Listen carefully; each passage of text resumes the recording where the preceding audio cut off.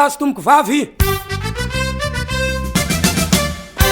Fampahalalam-baovao eto Madagasikara mifanarahako azy dia tsy de tena mivoaka tsara zany le fampahalalam-baovao tsy eto Madagasikara satria ny tenenako an'izany indraindray samy hafa zany le filazan'ny vaovao samy radio zany dia samy hafa na ny télé dia samy hafa zany mifandraisako anazy samy manana filazany zareo. Hafa zao ohatra hoe mihaino vaovao ray ianao dia hafa ny teneny, dia mihaino vaovao ray ianao dia hafa ny teneny, tsy dia mitovy zany le ankavitsinana atao hoe mitovy.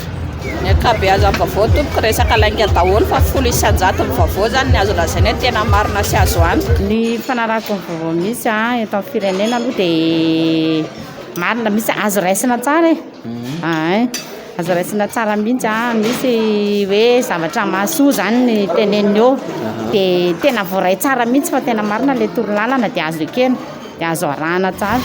Ny fomba fahazahoana vaovao eto Madagasikara raha ny fahitako azy raha ho anahy manokana indraindray amin'ny manaraka amin'ny Facebook satria ao anatin'ny Facebook ahitana vaovao maro isan-karazany.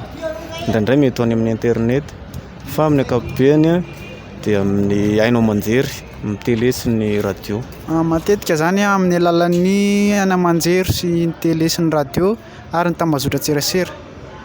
Koa fahitanao ny vaovao eto Madagasikara, manahoana ny famakafaka-kevitra ataon'ny mpanao gazety malagasy? Amin'ny ankapobeny mizara roa ny mpanao gazety miankina amin'ny resaka politika miandany amin'ny atoko izay tohanany. Raha mbovaovaoka zany misy ny lafiny marina moa misy ny lafiny tsy dia atao hoe tsara manahoana moa tsy dia atao hoe ratsy manahoana. Zay zany no fandraisako anazy. Tsy hita be ny any kely izy fa mivadibadika be ny raha sy ny resaka ry zareo, ny sasany milaza an'izao moa ny sasany milaza an'izao dia tsy hita izay tena marina. Ny fomba famakafakana ny vaovao eto Madagasikara aloha fahitako azy amin'ny ankapobeny dia mirona kokoa amin'ny fomba fijerin'le patron an'le mpanao gazety, patron de presse zay ny azoko ilazana an'izay satria raha mijery ianao zao hoe mijery na mihaino vaovao amina fomba fitondrana le patron dia mirona kokoa amin'le fankasitrahana ny zava-bitan'ny fitondrana le fomba fijery eo.